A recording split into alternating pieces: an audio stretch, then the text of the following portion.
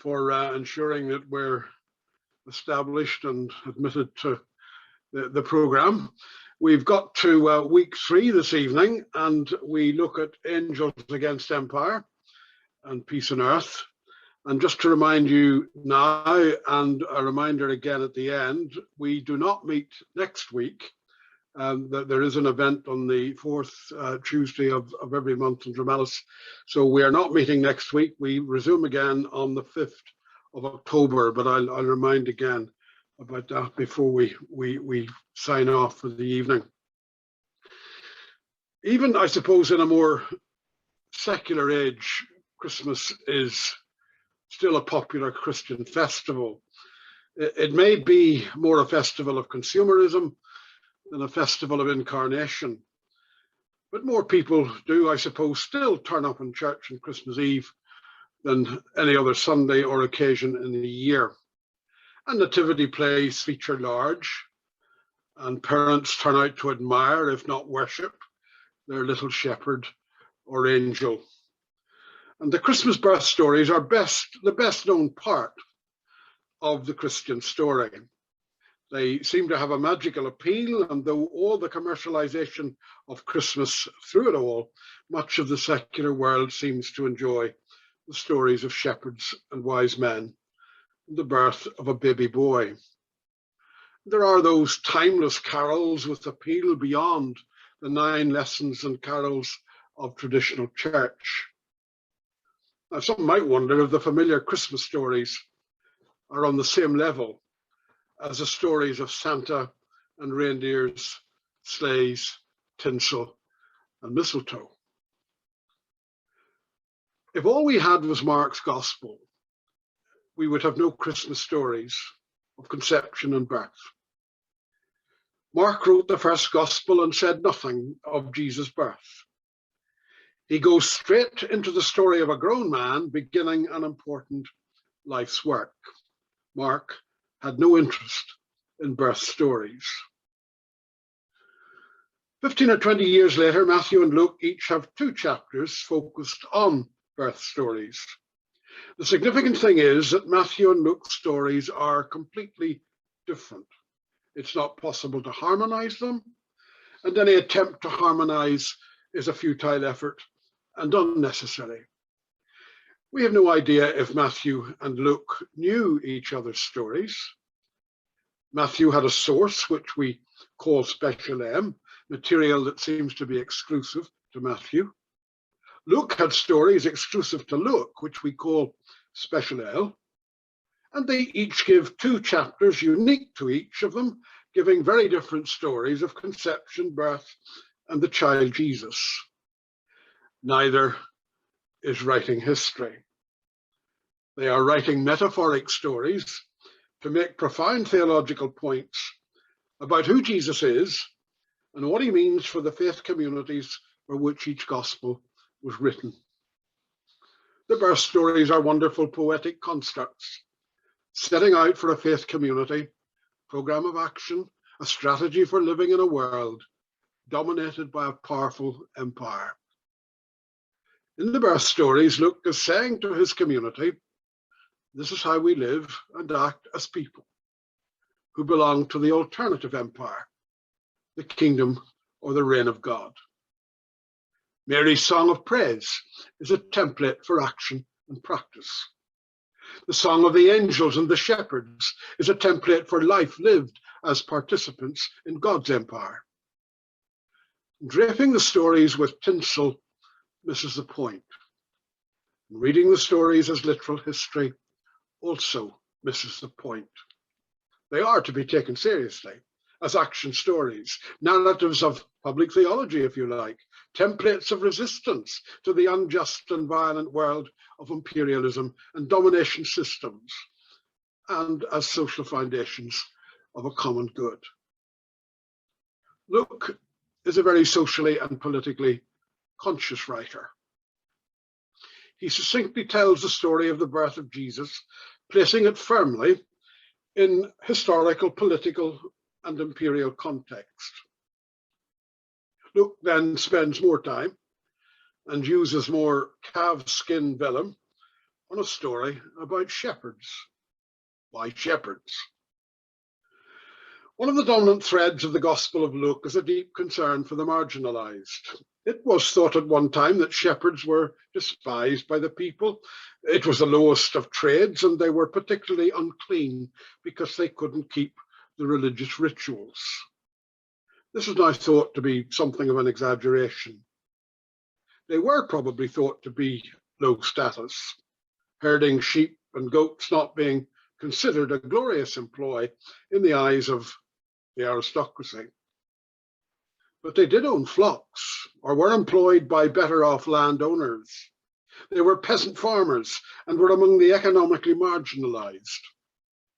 In Luke's story, they represent the ordinary people, the peasant population. For Luke, it is not to Quirinius or Herod or the rulers and powerful that the good news of liberation, justice, and peace is announced.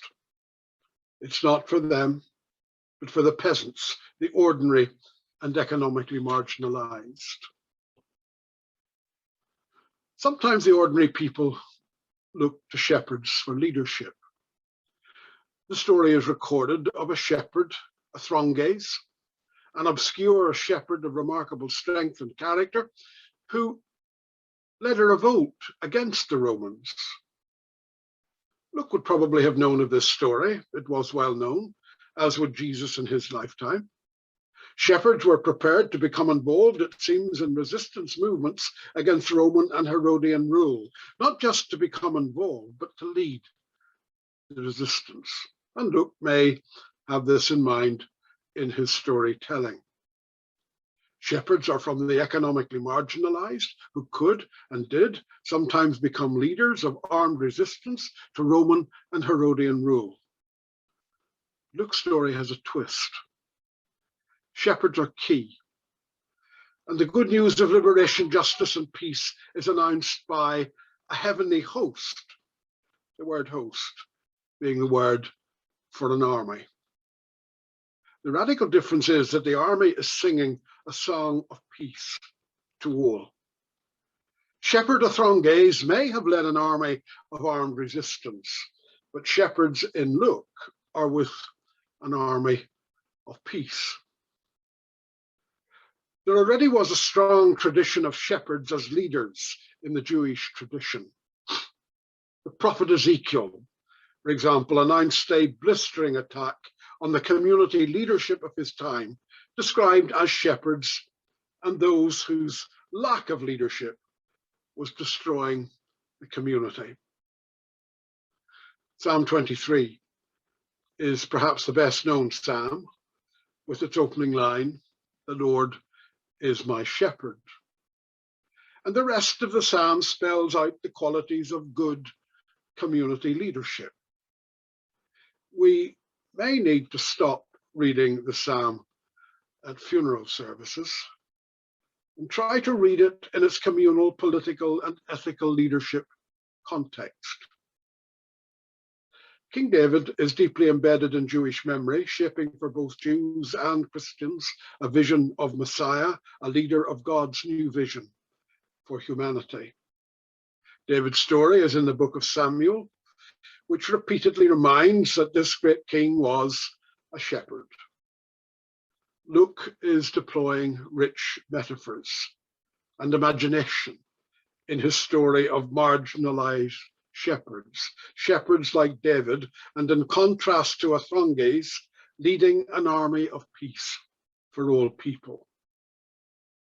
And Luke's community of faith read the story of the shepherds and a host or army of angels, and knew what they, as a community, were for.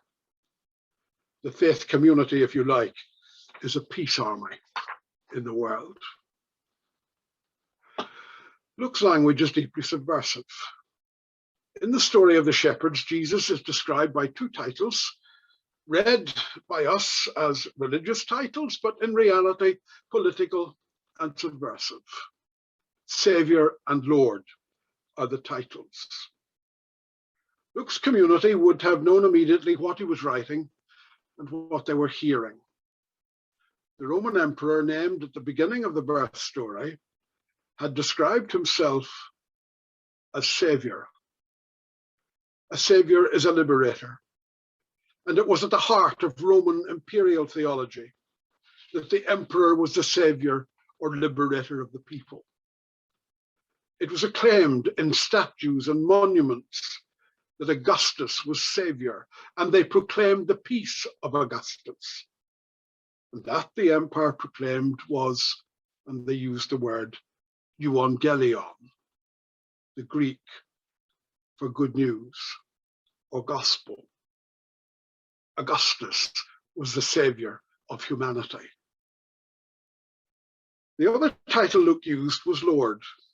In Luke's Christmas story, both God and Jesus are described as Lord. There is something subversive, confrontational going on when Luke again takes a title used by Caesar Augustus and gives it to Jesus. There is something deeply subversive going on in the entire Christian Testament when the core challenge is Caesar is Lord or Jesus is Lord. So, if Jesus as Lord incarnates God as Lord within the context of Christian Judaism, it also rejects Caesar as Lord within the context of Roman imperialism. Who is the ultimate leader? To whom do we give our ultimate loyalty and our active service? Sometimes in life we are confronted with that ultimate decision. Hitler described himself as Der Führer, the supreme and only leader. To question or to reject that, or to give ultimate loyalty elsewhere, was to end up in the death camp. And some, like Dietrich Bonhoeffer, did die in Flossenburg prison. The Barmen Declaration drawn up by the German Confessing Church did lay it out. Christ is Lord, it said, not the Führer. It may not always be as stark as that, and our historical context as challenging as that, but we are often faced with political loyalties and claims, and there can be a choice between patriotism and a higher loyalty, a choice between Caesar or Christ. To put it in a more real and life experience way, the challenge or confrontation may be between peace through violent victory with Caesar versus peace through non-violent justice with Christ. That's a choice between different approaches to and practices of peace building in Ireland and the world. What type of saviour and what mode of salvation will bring peace on earth? The way of Caesar or the way of the God disclosed in Jesus, in whose practice do we ultimately follow? Let's go into groups for about 20 minutes or so, and whatever strikes you so far about what we've been trying to say about this story in Luke's Gospel. And a question might be, what model of leadership for peace do we meet in Luke's Christmas story? Caesar's peace or God's peace? What's the difference? Okay, Loretto, we'll head to rooms and take about 20 minutes, 25 minutes on that. Look at an army of peace. We still struggle in Ireland with our process of peace. We're now in the 24th year of the Good Friday Agreement, Belfast Agreement, which was not a peace agreement, but I think it gave us a framework for peace. And we set off on a process, and that process continues. And core to our peace process, there are three strands of relationships: those within Northern Ireland, the relationships between North and South, and the East-West relationships between Ireland and Britain. And without the totality of relationships being addressed, this is what was said those years ago, a couple of decades and more, there would be no meaningful peace. Meanwhile, Brexit has been hugely disruptive and threatens all three strands of those relationships. The agreement, you may remember, was also very clear about the principle of consent in relation to any constitutional change to Northern Ireland. And the Brexit withdrawal agreement including the Ireland and Northern Ireland Protocol is also crystal clear about that same principle of consent. Parity of esteem for all in Northern Ireland was also a crucial part of the Good Friday Agreement. And I'm sure that we need to read that agreement carefully again. And perhaps we need to enable the 1.8 million young people born in Ireland since 1998 to read and to understand that international agreement. And those who claim faith commitments, Christian or other, perhaps have a mandate to be an army of peace. We find ourselves, I suppose, at the moment being overtaken by global peace challenges. We're part of a larger and fragile world where peace needs new strategies and actions. There are global dynamics that will not leave us untouched in Ireland or Scotland. Global peace and local peace are closely linked. In 2013, a large group of foreign dignitaries gathered in the Great Hall of the People in Beijing. President Xi of China began his address by reminding these Western guests that China is an ancient civilization with over 5,000 years of history. The US guests there realized that they only had about 250 years of history, and Europe's history is older, but still modern and still relatively new. China has a long civilizational history, and after a century of humiliation by European and American powers through most of the 19th century, China is recovering and emerging again as a world power, determined to rebuild its wealth and power as a people and a nation. Xi sought to reassure his visitors that China's rise would not lead to conflict with the outside world. Now, he said, quote, "We all need to work together to avoid the Thusidis Trap, destructive tensions between us as an emerging power and established powers." Now, the Thusidis Trap was coined some years ago by a Harvard professor, taking his cue from an ancient Greek historian's observation that war between Athens and Sparta in the 5th century BCE had been caused by Sparta's fear of rising Athens. As one power rises and another declines, there is the risk of war between them. The professor examined 16 cases of power dynamics since 1500 and established that 12 out of 16 cases did indeed end in war. He then wondered if the defining question about global order in the decades ahead will be, can China and the United States escape Thusidis' trap? Well, Obama was worried enough to try and circle China and curb its power. Trump was paranoid about China and launched a trade war. Biden, on his first visit to Europe fairly recently, was making every effort to harness European trade and military partnerships against China.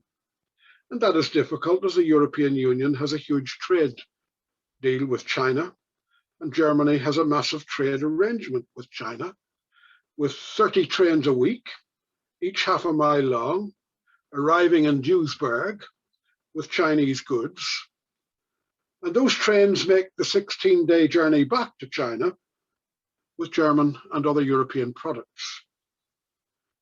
So the Sino-American relationship resembles a new Cold War, but with warships, including the newly built British carrier, gathering in the Pacific, there is a danger that a Cold War could become a hot war. America perhaps on the decline, China on the rise, looks like Athens and Sparta again. And will America and China avoid the Thusidis trap? Peace is a local and global challenge. Now, whether in Ireland or in geopolitics, all of this is about living with imperial legacies. Ireland's history is a colonial history.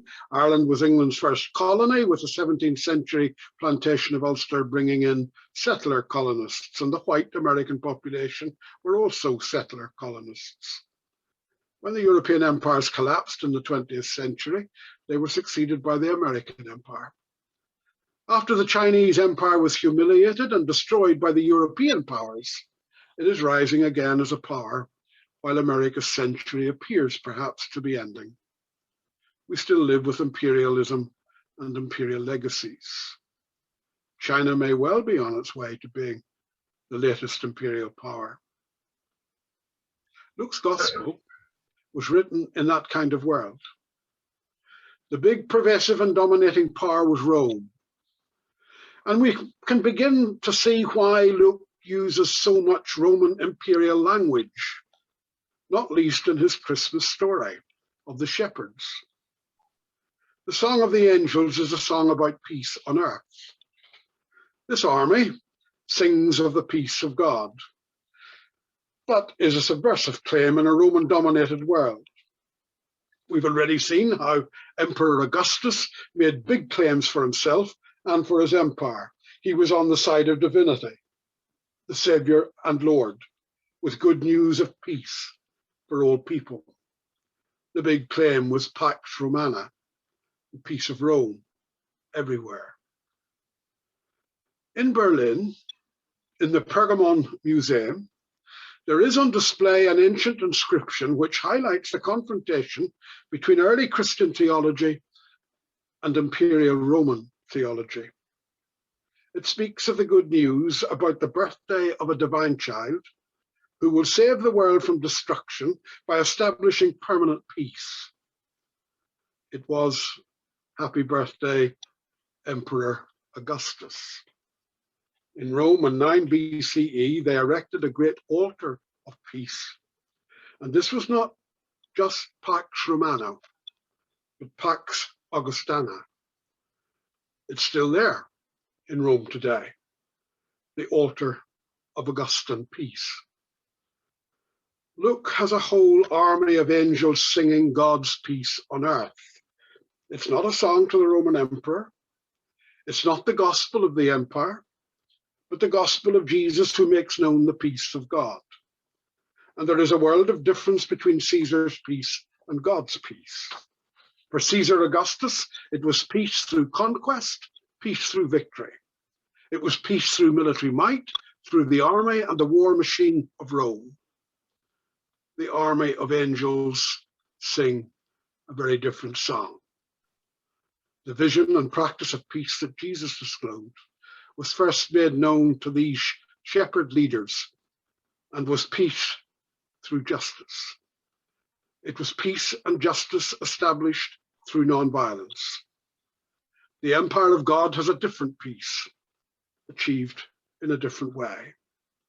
Not peace through victory, but peace through justice. Marcus Borg and John Dominic Crossan, in one of their books, put it this way: the terrible truth is that our world has never established peace through victory. Victory establishes not peace, but lull. Thereafter, violence returns once again, and always worse than before. And it is that escalator violence that then endangers our world. In ancient Israel's worldview and thought, shalom for Israel was shalom for the cosmos. Peace was not confined to a particular group.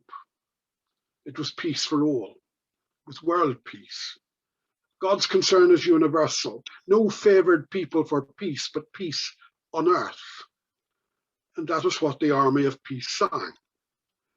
And Luke's gospel is universal in its worldview, inclusive of all, justice for all, peace for all, parity of esteem, if you like, for all. Peace on earth means earth. The peace of God is not just for humans. God's empire of peace through justice and non-violence is inclusive of the human and the non-human. The army of angels brings together heaven and earth, if you like, as a realm of God's peace. This is not Rome's peace, built on military power to defeat and dominate. It is a vision of all creation, human and non-human, if you like, under the reign of God. God's peace on earth is peace on earth. It is planetary peace, peace between the source of all life and the entire community of life. Inclusive of all life, this peace covers the totality of relationships. Hopefully, the Christmas story of shepherds and an army of singing angels will, almost 3 months from now, not be heard in the same way again. We are meant to join in as people of faith and goodwill and be an army of peace building by non-violent means and above all through justice. In putting this story in his gospel, Luke is saying to a faith community living in the Roman imperial world, this is what you are, and this is what you are for. You're an army of peace, leading the way in peace and for peace through justice.